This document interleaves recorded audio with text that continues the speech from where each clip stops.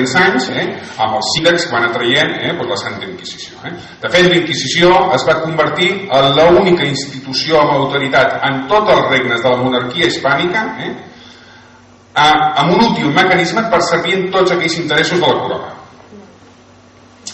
Llavors, aquí no ho tinc escrit, però només faré un petit apunt. Quan van escriure els castellans la seva història oficial?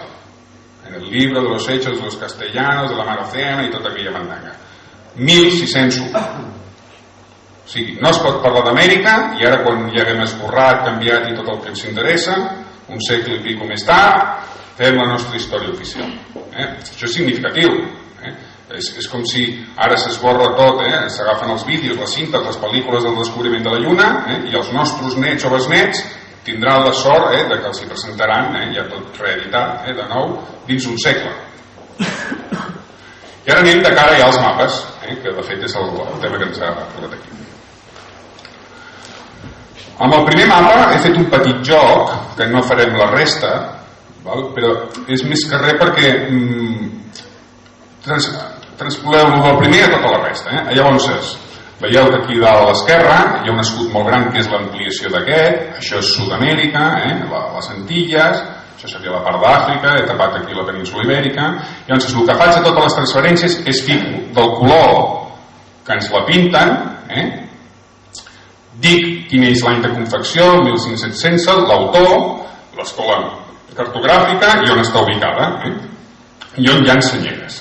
Llavors, que sapigueu que totes aquestes, excepte aquestes que són portugueses, a totes aquestes que alguns podria dir que són Castillos i Leones, realment no s'hi veu res, s'ha esborrat. Però l'únic escut que ha quedat clarament visible és aquest que tenim aquí baix, que està reflexat aquí dalt. Llavors, aquí a Sud-amèrica només hi podien haver portuguesos o espanyols, ja sigui espanyol com a català o com a castellà, d'Hispània, dels pobles hispànics.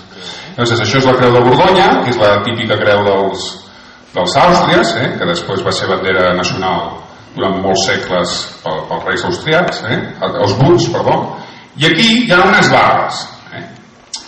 Llavors farem el joc passant la pàgina, i aquí el que us fico és que jo crec que això era una bandera catalana, només podien ser portuguesos, catalans o castellans. Faig 4 tipus de composició diferents, que m'és igual si són barres grogues o vermelles, però el que és evident és que blaves, el que es diu blaves, no representa res. En canvi, aquest mateix escut, que és de Carles I, amb color groc o vermell, pintant-ho tot o deixant sense pintar-lo al centre, sí que representa alguna cosa. Però blaves, si algú em pot dir el que és, doncs em farà un favor, perquè també s'ha d'aprendre, no? Però no representa absolutament, això no és res. Què és això? La bandera de Grècia, però a partir de 1820, o sigui que no... Bueno, de Grècia o és perica, és una bandera perica. Bueno, és igual. Però en el 1516 això no és res, i no s'ha descolorit, perquè aquestes sí que s'han descolorit. Aquí veus que hi ha un desgast, perquè és una cosa, té mig mil·lenni això. Però aquí clarament, escolta, està molt ben pintat això. Bueno, doncs aquí tenim un clar exemple de com es repinta una bandera, o un escut en aquest cas. N'hi ha més casos, i n'hi ha de més divertits.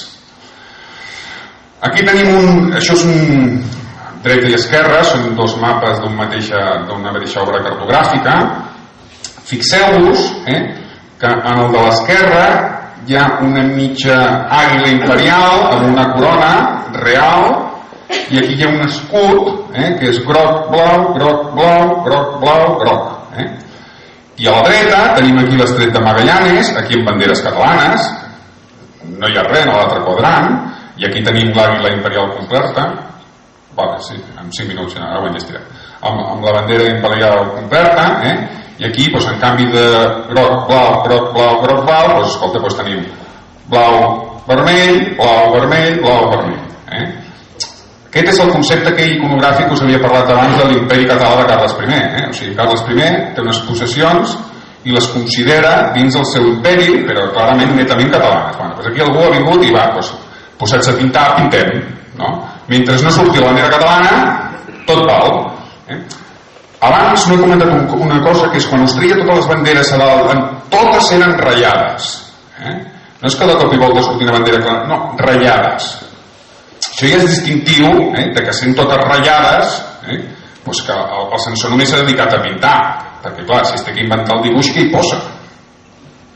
Altra possibilitat hauria sigut anar rascant i repintar sola, però totes són ratllades, com la catalana. Aquest és un altre d'un